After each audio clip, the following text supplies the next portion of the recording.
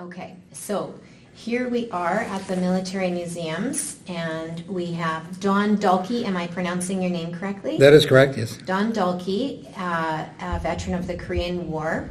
And I am conducting the interview. Karen Storwick, Ian Watson is behind the camera. It's June the 19th, 2013. And so, Don, if you could please provide your full name and your rank in the Canadian Forces and your general description of service in Korea, please. Donald Peter Dalke is the name. I was a lieutenant when I was serving in Korea, wound up my career as a captain. And where were you born? Born in Saskatoon, Saskatchewan. We moved to Lethbridge, Alberta when I was 5 years old, so I had all my schooling and education in Lethbridge. And I joined the Army cadets and worked my way through from private to captain, and then joined the militia at, I guess, age 16. I joined the militia. And I was a sergeant in the militia and went to Shiloh on a command contingent course to become an officer when the Korean War broke out.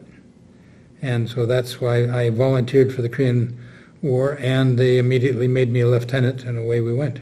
And so by that time you had already turned 18 and you were ready to go? Yes. And which unit were you attached to at the time? 2nd Regiment Royal Canadian Horse Artillery. And so all of your training then at that point when you signed up to serve with Korea, where did your training take place? It was all in Shiloh itself for the artillery training, and until we volunteered for the force, and then we went down to Washington. But there was no space in Washington. The ground troops, they could train there, but we had to go to Yakima to have a range where we could fire artillery weapons.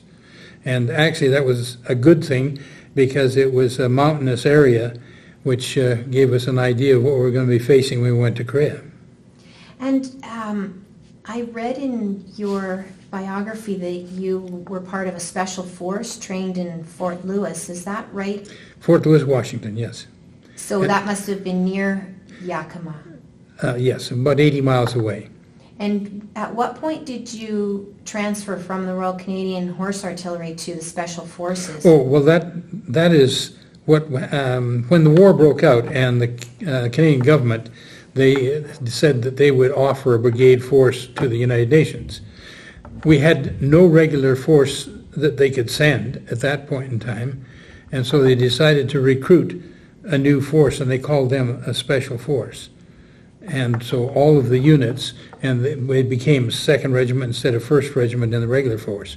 And same with the 2nd PPCLI, 2nd RCR, 2nd Royal 22nd. And they were all identified as special force troops. Oh, I see. And they were just, it was an 18-month commitment that you were making, that you would be there for a year to 18 months. So regardless of which regiment you served with, if you'd signed up for Korea and were trained for Korea, you were considered to have signed up for this special force. That is correct. Ah, I see. We did have a few from the regular force that were transferred over, but the vast majority were strict volunteers. And matter of fact, I would say over 35% were Second World War veterans. And the artillery, we were even much luckier. It was closer to 70 to 75% were Second World War veterans. So you had some we good were mentors. able to get up to speed very quickly.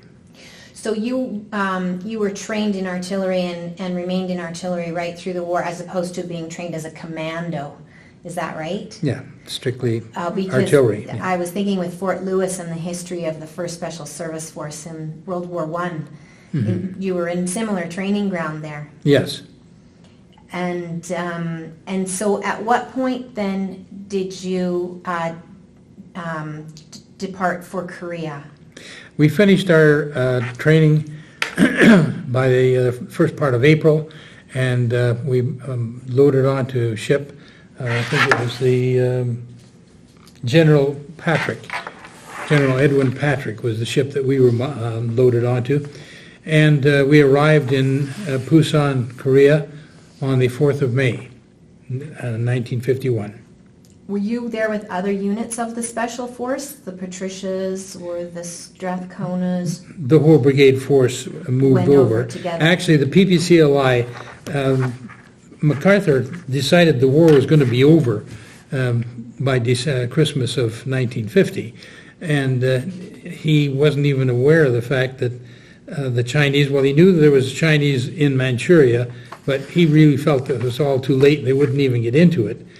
But the Chinese were able to move a military force of about 300,000 men, roughly 260 miles from Manchuria down into Korea without even being spotted.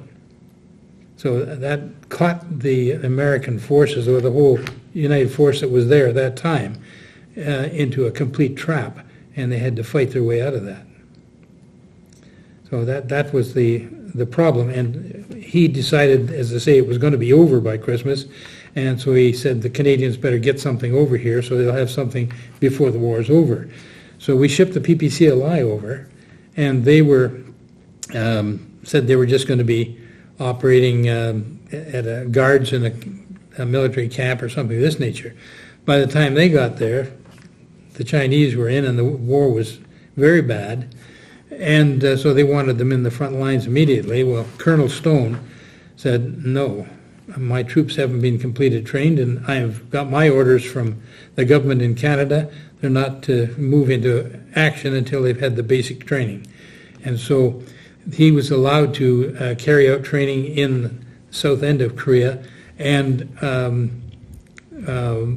what they used was when the Americans moved forward, they moved very quickly and they left a bunch of troops behind. And so they were operating as guerrillas in the hills.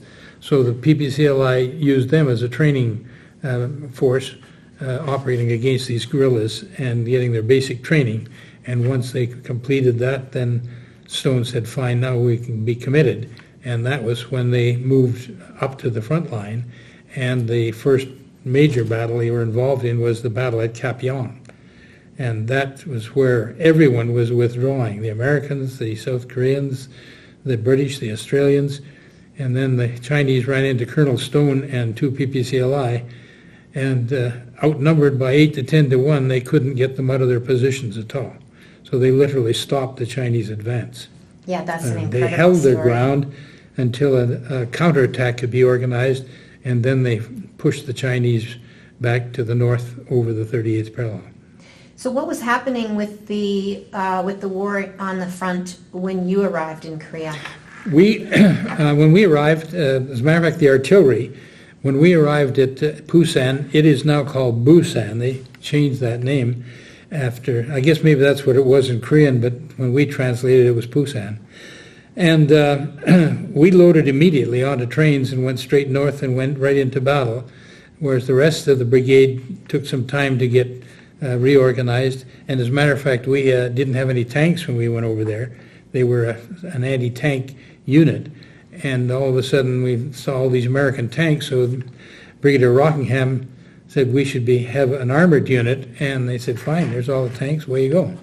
So they immediately loaded into the tanks and got everything put together, and they moved up. And then by I think it was around the 17th of May when they finally were it was about 27th of May.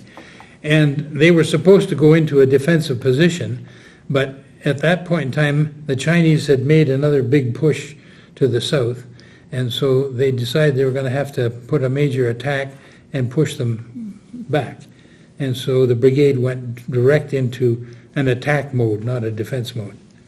And we pushed forward and pushed the Chinese back over the 38th parallel, back to a point that the generals had decided would be a far more defendable line, which is a line of high ground north of the 38th parallel. Which unit were you working with? Well, initially I was the regimental survey officer, so I was just working with the artillery itself. And the artillery was in support of an infantry regiment? Well, the battalion, the brigade, I should say. The full brigade? Yeah, each regiment had one battalion that they were in support of. So there was a Dog Battery, Easy Battery, and Fox Battery, and each battery had one of the battalions that they were in direct support of. But anytime, now this is the thing, as survey officer, I very quickly realized that accuracy, speed and accuracy of fire was critical.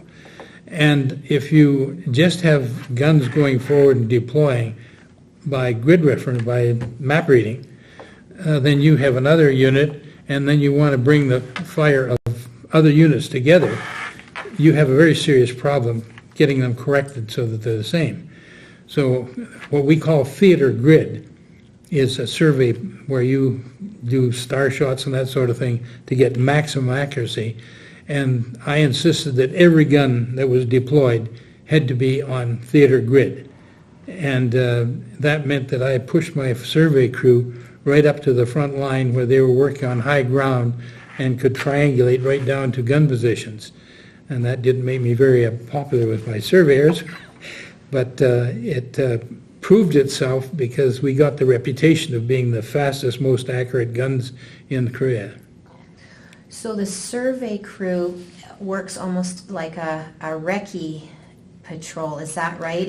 With the infantry, would it be a parallel kind of a? We weren't in that area of the recce with the infantry, but I say we were moving forward. I pushed my surveyors on high ground up right into the close line of the infantry, so they were in observation as far as the enemy was concerned, if they wanted to do some shooting.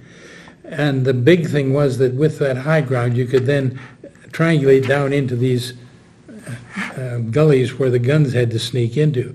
And it was very difficult in that kind of terrain, moving the guns, because there weren't really highways, and any good open ground were paddy fields, and if you drove into one of those, you were stuck.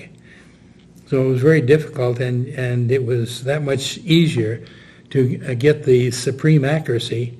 And that, with the guns on theater grid, you could be firing on a target that was 15,000 yards away and have the same accuracy as a sniper with a rifle. When was theater grid invented? When did that tactic start to come into play? I'd say that probably goes clean back to the First World War. So that was something you were trained to do. But it wasn't used that much. You normally didn't get onto the theater grid until they were a divisional artillery that was in a very firm position. And that's, as I say, when I got looking at it, I said, this is wrong. You need to have every gun on theater grid regardless of how they're deploying. And even when we had people leapfrogging forward, I insisted the guns had to be on the theater grid, so that one leapfrogs up here and all of a sudden he's bringing down fire that's not good enough. He can bring down the fire of the entire division, and it comes right into the same. Very little or no correction, and you've got that fire right in there. Did you remain in that role, commanding the survey crew through your entire service in Korea? No. As soon as we moved out and established the firm line, the colonel at that time decided that he didn't need me as a survey officer, I guess, and so he decided that he'd put me into the gun position, and so I was moved as a gun position officer. And I worked both as a gun position officer, and then if there was forward observation officers that were moving out for one reason or other, like going on an R&R leave, I would go up and replace them as a forward observation officer. What was the equipment that you were using like? The 25-pounder gun? They were actually a very good gun, but... were they World War II vintage? Yes. Yeah, everything that we had was Second World War. All our rifles, everything. As a matter of fact, when we arrived in Korea, we had literally no cover. We had a ground sheet, no tents, nothing like that. And our weapons, things like a Sten gun, you could almost call it a plumber's nightmare. It was like spare parts you screwed together, and sometimes it worked, sometimes it didn't. And what we did have was a supply of liquor. We had the good old Canadian ingenuity. I had a bombardier who I never did ask him what he did in civilian life, but I gave him a case of Canadian Club whiskey, and he went out and he came back with a 2.5-ton truck, a 3/4-ton truck, and a Jeep, and they were all loaded to the teeth with tents, 30 and 50 caliber machine guns, everything. So your liquor was currency. Yeah. That gave us everything we needed for the rest of the battle. That improved your quality of life Yeah. significantly. Thank God the Americans had a lot of equipment and didn't have any liquor. Did you work quite a bit with the Americans? Oh yes, yeah, worked in conjunction with them, and a number of times tying in with artillery and that sort of thing, we were giving support for them. One of the problems that we had in Korea, the Americans were taking a lot heavier casualties, and at some point in time they decided that Canadians obviously weren't involved in the war because we were taking in major battles between 21 and in the later session we were getting up to 70. In the early part, 21 to 35 was what we were taking in casualties, whereas other units like the Americans and South Koreans, they were taking 250 to 500 casualties, sometimes as high as 1,000 casualties. What accounts for the difference? Well, the biggest problem, the Americans insisted that the troops need to deploy on the low ground because they said they had a better line of fire with the advancing infantry. And we insisted that we deploy on the high ground and use the low ground as killing ground for the artillery. And the problem with the enemy, they would swarm in on a minimum of 3 waves. And they would use those first 2 waves of raw recruits, sometimes even civilians that just had straw mats and ladders to throw over the wire if they could get that far, so that the final waves would be able to run right over the wire. And So the first 2 waves were just used as doormats. And the thing that the Chinese did, they, with those going in, they were, first of all, identifying where the major fire positions were, and secondly, they were running the ammunition out. So by the time that 3rd wave was coming in, the Americans were running out of ammunition, so they had to pull back to resupply and then attack. So they called it, their strategy was rolling with the punch. Well, there's 2 times you're going to take major casualties. One is pulling out under fire, and the second is attacking a defended position. And whereas we insisted that our troops deploy on the high ground, and they didn't use their ammunition in those first 2 waves at all, very little of it. And consequently, when that major hit and the 3rd wave was coming in, they were well equipped. They didn't need to pull out. Now, to make this point, when we were arguing, and they said this couldn't be, they decided they were going to prove that we were wrong. So they decided they'd have our signalers change their process so they were operating like American signalers. And we had the troops put on American helmets. And sure enough, the Chinese took it, thought that Americans had moved in. And so they put in a large attack, and they ran into a wall of steel and people that just wouldn't move. Because you dressed like Americans, but you Well, we put their helmets on. But you still went up into the high ground. Yeah. So once they hit or were coming in, they all of a sudden were getting hit with an artillery barrage that was surprising to them, and there was no small arms fire until they were able to get over our wire. Did the Americans pay attention? Not really. That was the last we heard of it, because according to the Americans, they are the greatest battle force in the world, so there's no way you're going to get them to agree that they're doing something wrong. And the thing that bothers me is people that are taking their policies and using, like the Israelis have started using, and they ran into the last battle they had, ran into a very similar problem. They were putting, instead of using their air for close support, they were using it for strategic targets, and that got very bad publicity because you're killing more civilians than you are military. And they put in a smaller ground force than usual, and consequently they ran into a solid defensive position that they just couldn't penetrate the way they had in the past. So as I say, I just don't understand. I know they have the great reputation, one thing or another, but to me, we don't have the numbers that they have, and consequently, we have to make sure that we get the best use of what we have. Did you find that your training was different than their training? Not that much. I think that your basic training is pretty much the same regardless of what force you're in. It's how you apply that in the field. And what about weapons? Did they have an advantage? Yes. Their weapons were far superior to ours. Were you able to borrow any? Well, that's why I say with the liquor we were able to get... Oh, of course, the, more than the just 30 tents and and 50 blankets. caliber machine guns, they were fantastic. Right, right. And tell me about the 25-pounder and where that came from in terms of the recovery in Hong Kong. Oh, that the 25-pounder guns themselves we brought over, but in the early part of the war, we had a very serious problem, shortage of ammunition. And the British, during the Second World War, they had sunk ships in the Hong Kong harbor, and after the war they recovered everything from those ships, all the ammunition. And so that was what they shipped to Korea, so that we would have ammunition in that early stage of the war. The only problem with it, it was all buried under water for that long a period of time, covered with silt and one thing and another, so you had to take a hammer and hammer all this stuff off before you could use the shell and plug it in.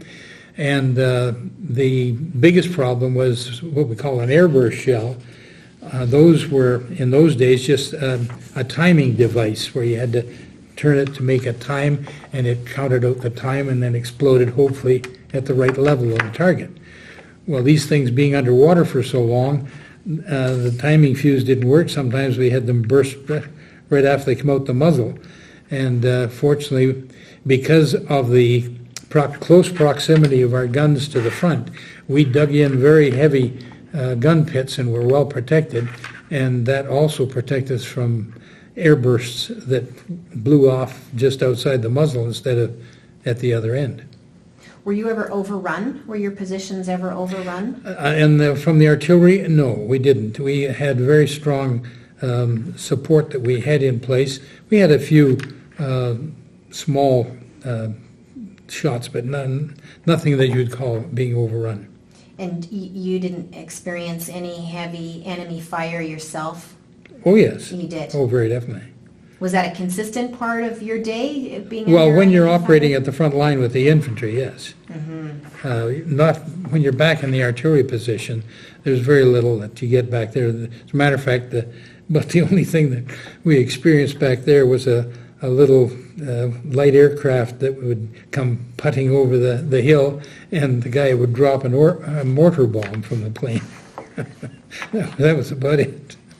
So the artillery was actually pretty fortunate. That's why when I had to go up to the front and operate as a FOO, a forward observation officer, I said you should add an L on that because that's not nearly as comfortable as the gun position. So how long did you serve with the survey crew before you moved to the forward as a forward observation officer? That was about, I guess, about the first 3 to 4 months, and then I went back to gun position, and the OPs from there on. It sounds like you were right into the thick of it right from the start. And did you have any relief? Did you go on leave? Were you rotated out of the front? Yes, everyone was rotated out sometime during their year in Korea for 5 days in Japan. So that was what they had, an R&R for 5 days. What kind of an impression did Japan make on you? Actually, it was, once again, pretty shocking because of the mass population, one thing or another, and all the stores and everything. And we were always trying to take advantage of the so-called bartering and one thing or another. and they could usually wind up getting a pretty good price on things. But I found that you could make an even better deal when they got found to the point where they'd really wrestled down as far as they were prepared to go. That was the time to just kind of reach in your pocket, pull, and say, God, I'm sorry, I've only got about 500 left here, and get up like you're going to walk out and say, well, I guess we'll let you have that. So that was the last maneuver to get the best deal. What was it like in Korea with the people? Did you ever integrate with the people there? Oh, yes. The people, it was a little odd, I guess I would have to say. South Korea, or the whole Korean country, I'd have to say we're actually living and operating in an 18th century society. I mean, everything was, they had these little A-frame wood frames that they had on their back, and they'd have a pack on top of that that would, you would think it would take 3 or 4 men to haul something, and they would be half the size of one of our men. And so it was like you're dealing with people from a different world completely. The thing that I guess found the closest tie was when we started getting involved with some of the children. And there's one particular time I was driving, I saw this kid, and he was just looked terrible, and he was digging through some garbage. And I told my driver, I said, pick that kid up and get him into the Jeep here. We're going to have to get him back and give him some food. And so we got back, and as I got back, they told me that there was a problem, and I had to get up to the front immediately. So I said, well, look after him, and I said, you can put him in my pit there for the time being. By the time I got back, he had taken it over completely and wouldn't let anybody anywhere near my gear. And he stayed with me for the rest of the tour. And when we were getting ready to leave, I trying to figure out what to do. And we had a padre who was a Jesuit, and he was one of the most brilliant men I've ever known.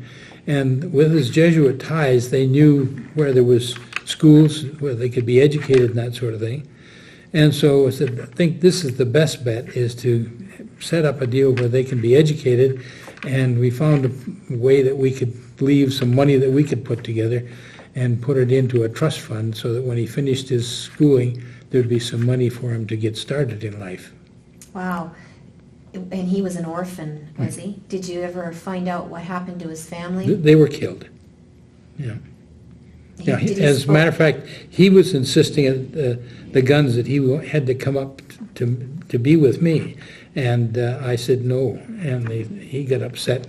And I got him on the phone, and I said to him, you've seen enough war, you stay where you are. How old was he? I'd say he was about, I think he was either 8 or 9 years old. Did you ever see him again?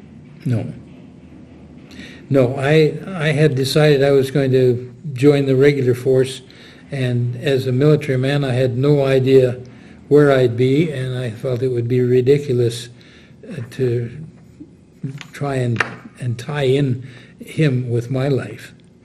And so I felt that was the best bet, was to make sure that he was going to get the education that he should get and have something to get him started in life. So tell me what it was like as a forward observation officer. What were your roles then? Well, Brigadier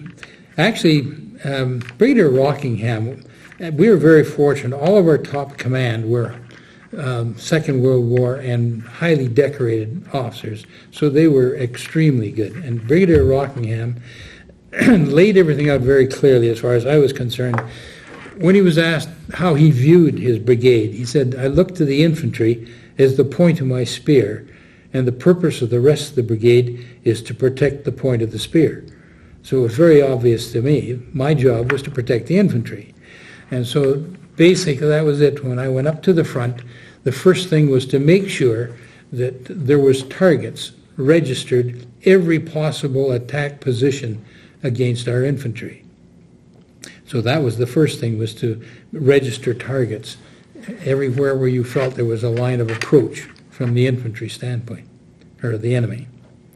And then once they started moving in, it was very quickly that we could bring fire to bear on them, or the entire divisional artillery if there was that big an attack coming in.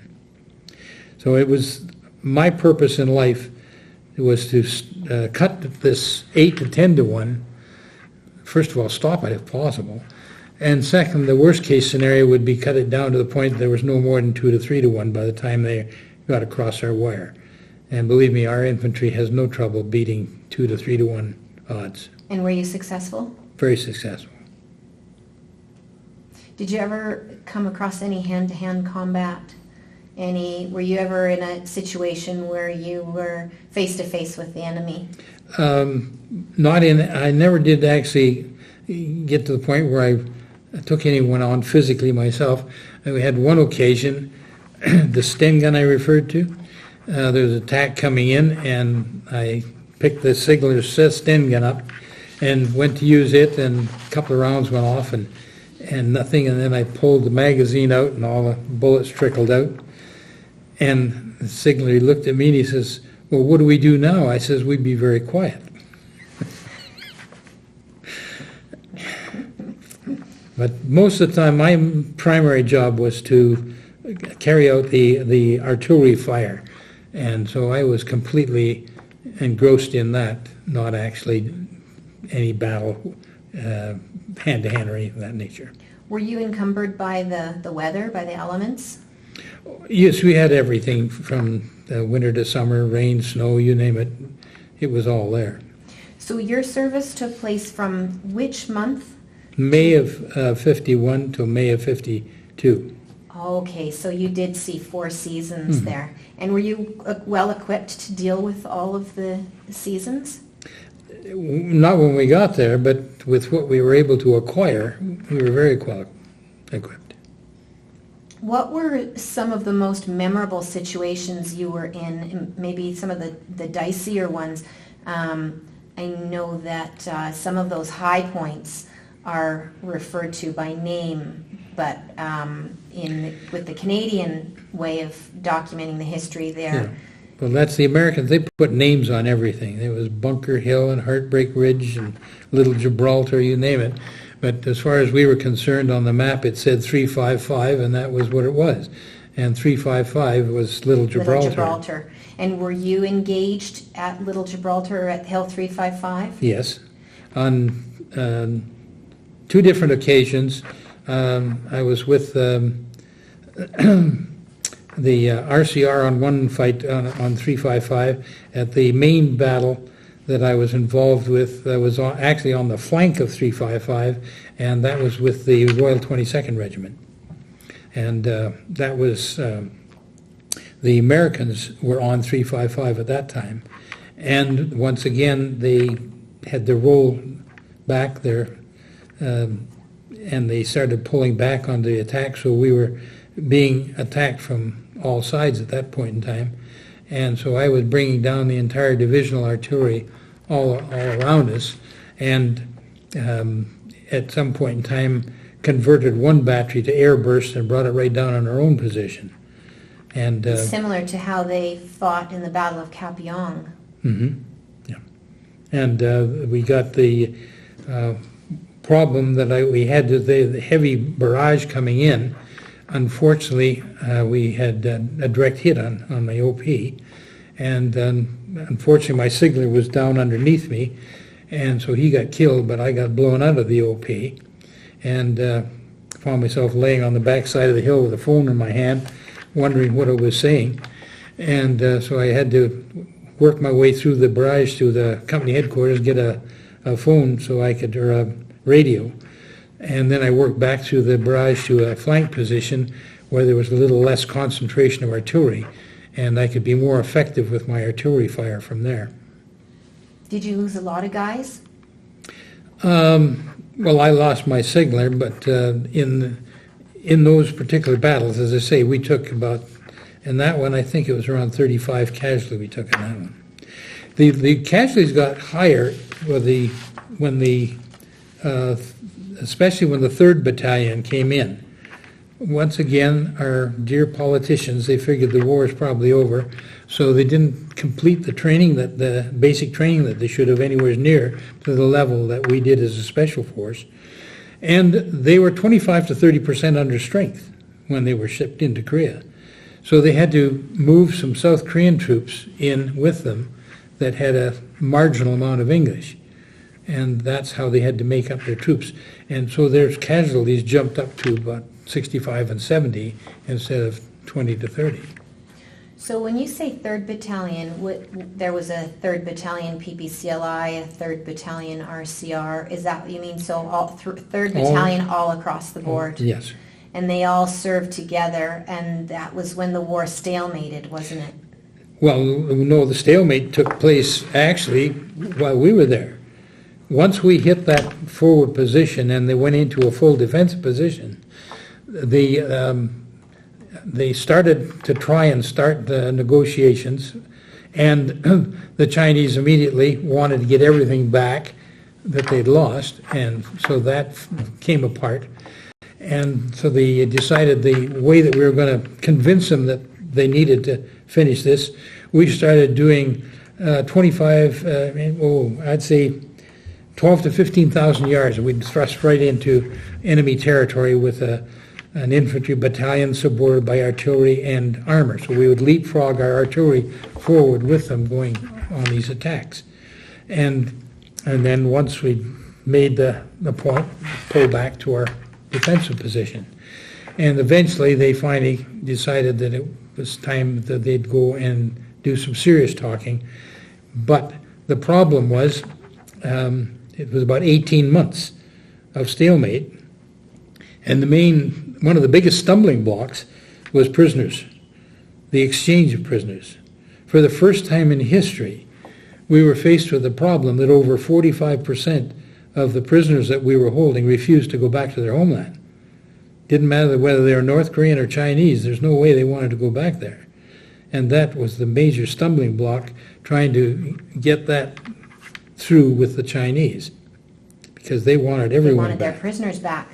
And did you ever know of anybody who was taken prisoner of war? Anyone in the Canadian force? Yes, we had. Personally, I didn't know any of the people that were taken prisoner, no.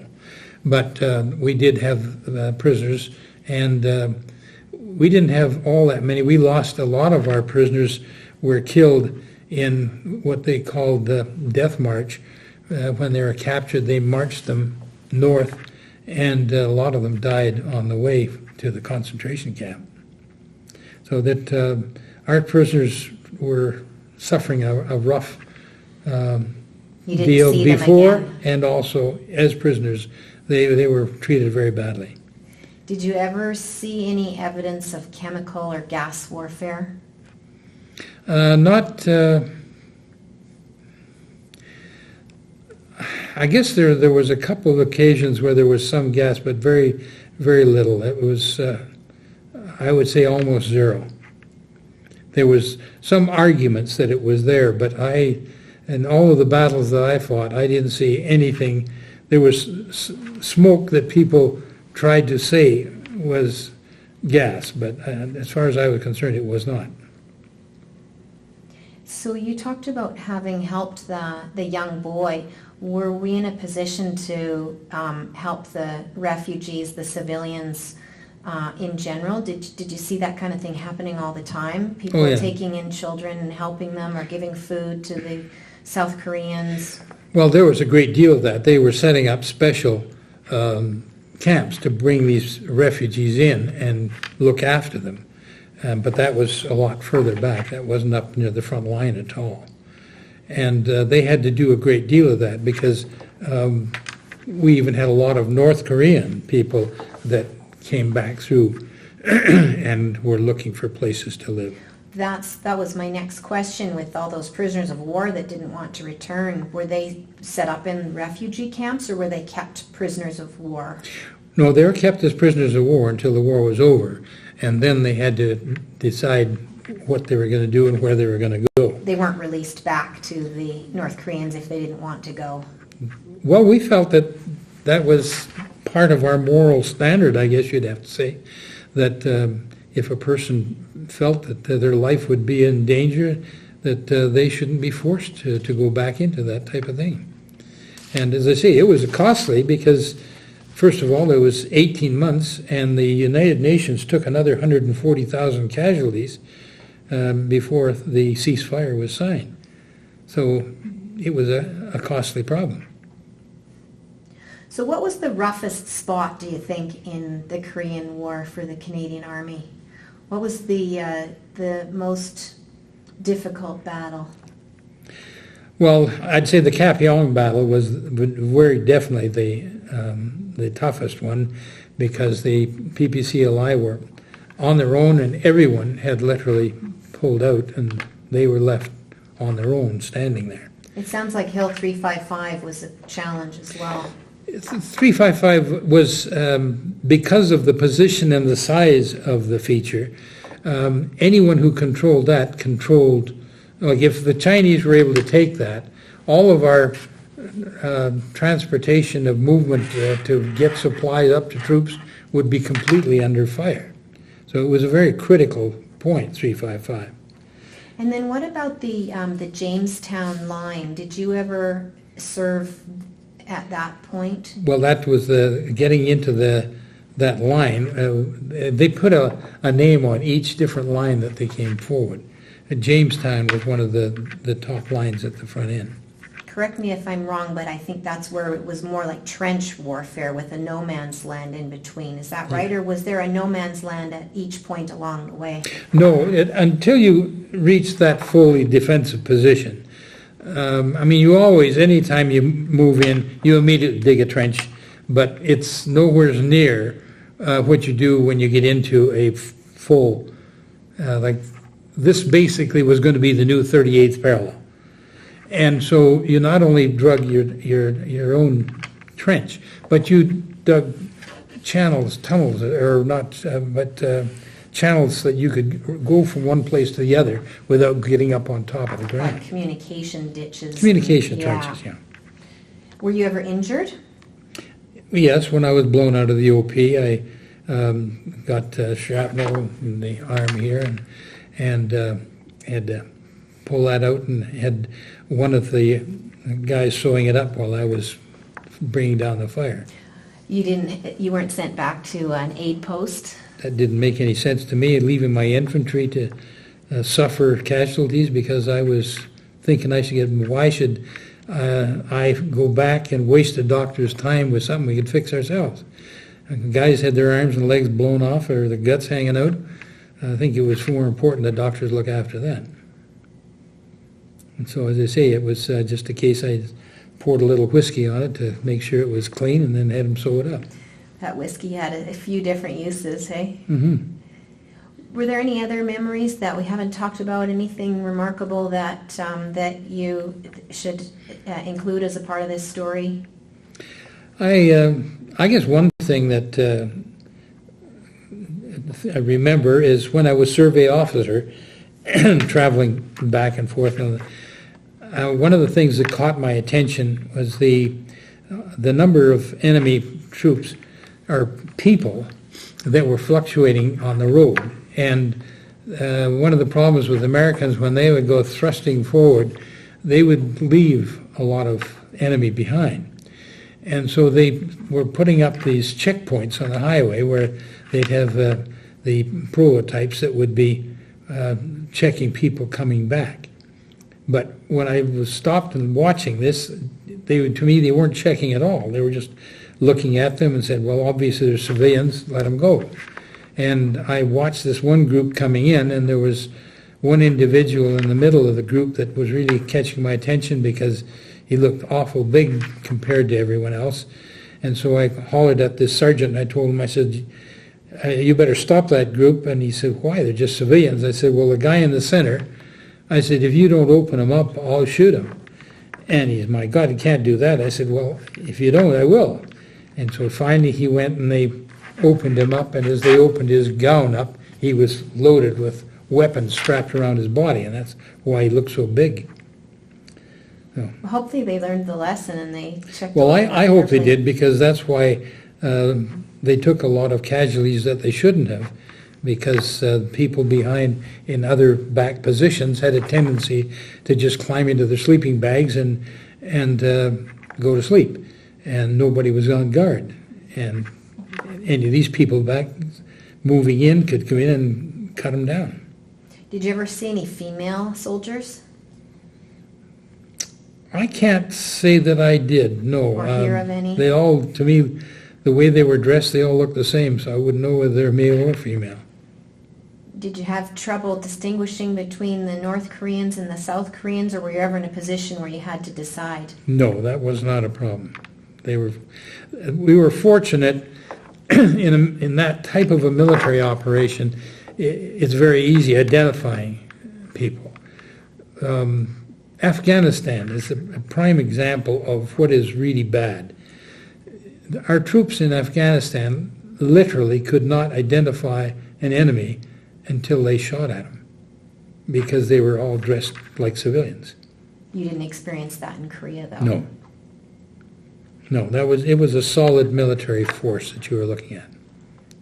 So the biggest concern was the Chinese obviously had no concern about casualties. Their main concern was taking a piece of ground. And so it really amazed me how they were prepared to keep pouring troops in, regardless of how that fire was coming down. And, I mean, we would have created a great number of casualties. Well, that RCR one, there was over 1,500 that were casualties, enemy casualties in front of us. Did you ever help treat their wounded, the enemy wounded? Not myself, no. But there's very few of them that were actually on our position. There was a few that, most of them they got were before the wire, and once the battle came to a halt, there was a sort of almost a truce situation, and these ladders that they were throwing on the wire, they would pull those and throw the bodies onto the ladders and carry them back. So they did bring their dead back. They didn't just leave them. No, they pretty much cleaned up the dead and the wounded. They'd pull them back. And so toward the end of your service then, what was happening in the war? Were you there at the end of the war? No, I was just there from 51 to 52, when the war lasted till 53. 53. Yeah. So you were, what ended your war? The end of your 18-month commitment? Is that No, what it it's was? actually 1 full year in Korea. And that was the policy at that time, was that you would just do 1 full year in battle. So you served your full rotation and then sent back home? Yes. How did you feel about going back home? I was glad to be getting out of there. And Alive? and still in one piece. And the getting back, when we arrived back in the States on ship, it was interesting, all the reception and people there to cheer and one thing and another. And we got on a train headed north to Vancouver, and there was people, Americans in the field, with big banners, "Welcome home, Canada." We crossed the border into Canada, and there wasn't one thing from there all the way home. Nobody cared. Isn't that something, hey? Did you have any regrets leaving behind this war that you had made such a difference in? Did you feel like you still belonged there? No, I felt I had done my job, and You were ready to decided I wanted to join the regular force, so it was a case of, where's my next job going to be? And of the 12 years of active service that I put in, I put less than 2 years in Canada. Every time I'd get home, I'd be home for about a month, and there'd be a phone call, and there'd be a problem somewhere, and I'd be gone for another year. Which unit did you join with the regular force? That was the 2nd Regiment, Royal Canadian Horse Artillery. Oh, so when you came Because back when they home, came back, they had to recruit a whole bunch of new people, because most of the guys were just for the Special Force and decided they're going to go back to their home life. Regular civilian life. Yes. Oh, so you stayed with your regiment? Yes, and then we had to get a whole bunch of new recruits, and then we were shipped to Germany and a posting over in Germany. And one of the interesting things with that is that when we were getting all these new recruits, there was some coming in that were not considered to be very good. And so the colonel, he decided that he wasn't going to spread this all over the regiment, and he called up my battery commander and said, I'm going to keep these all in one place. So he said, they're all going to your battery. And so he called me in the office, and he says, and told me what had happened. And he says, I'm afraid I've got one more thing to say. He says, I'm going to put them all in one troop. So they put them all in my troop. And I took all of this so-called garbage and turned it into the best troop in the regiment. With pride, I bet. Well, some of them weren't too happy to start with, but afterwards, what I found interesting, years later, running into some of these guys on the street, and thought they'd stop me and say, you know, you saved my life, you turned my whole life around. How'd you do it? Very stiff discipline. The only way to get their attention and turn them around. You ran them through boot camp. Yeah. In the same way that you'd been trained. Yeah, but even tougher. And well, one of the first nights we had a problem. There was trouble breaking out in the place, and I had a sergeant that was a pretty tough animal. And so we went in, and the place was all hell breaking loose. And so I said, belts, and off with our web belts. And I said, let's get this sorted out. And we waded in and started cutting them down. And they decided that they didn't want to face that kind of brutality, so they backed off. And that was the last time we had that kind of a confrontation. But they, as I say, they eventually got very proud and became the best troop in the regiment. Now this was back in Alberta. No, that was when we were in Germany. This was in Germany. Okay, so this was your troop in Germany. Yeah. And so where did you go after Germany? Let's see. I was served in. There was Africa, the Middle East, and Vietnam, and you were in Vietnam. Yes, as the United Nations observers. Oh, I see. Yeah. Now, were you wearing a blue helmet then for some of your service Some overseas? were, but some were and some weren't. Mm-hmm. Or did you? I were you still wearing your my time was spent in the North area, and as a matter of fact, they got me out of there very quickly because the North Vietnamese were very upset. They had a habit of going in and literally wiping out a village, and then they would call the media and the Red Cross and come in to show them this terrible thing that that we had done from the south, that they'd come in and murdered all these people and bombed and strafed them, and these people were taking pictures, and oh my God, why would we bomb a village like this? And I looked at them and I thought, you guys don't know what the hell you're talking about. The holes in the ground were completely circular and small. That's a mortar. That isn't a bomb from a fighter aircraft. And I'd flip a body over, and the hole in them was the size of your finger, and that's not a 50 caliber machine gun. So it was obvious to me that they'd killed them themselves. And so they got very upset with me countering what they were saying, and they insisted that I get removed. Huh. How long were you in Vietnam? About 4 months, I think so. And were you serving with the Canadian Force in Cyprus at all? Not in Cyprus, no. No, it was, as I say, it was coming and going all over the place. So what would you tell people as having served in various peacekeeping operations and having served in the Korean War, what would you tell somebody who said, oh, Korea, that was just a police action? Well, I had many arguments with politicians and bureaucrats when we were fighting all those years to just get the medals that we deserved for being there. But I said, how in the devil can you have 6.5 to 7 million casualties, over 3 million dead, and call it a police action? And as I say, this year, for the first time, they are referring to it as a war.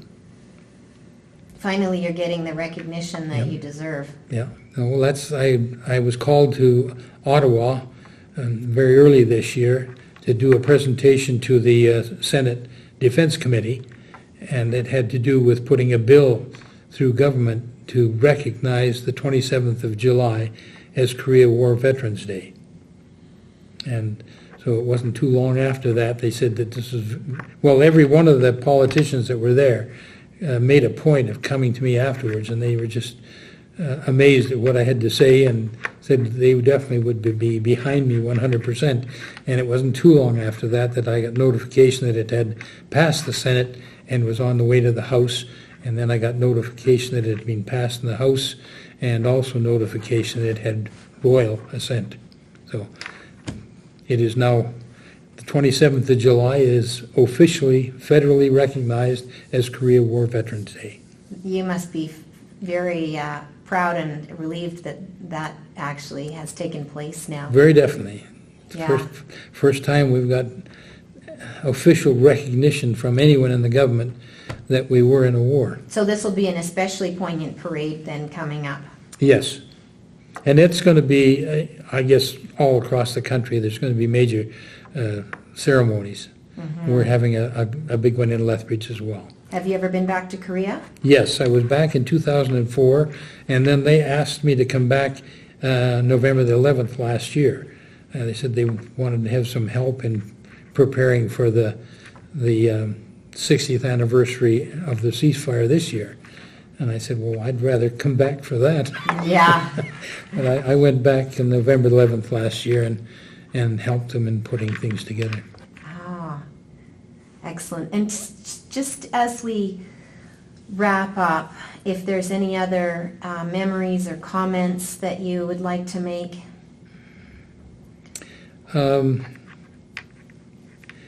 I think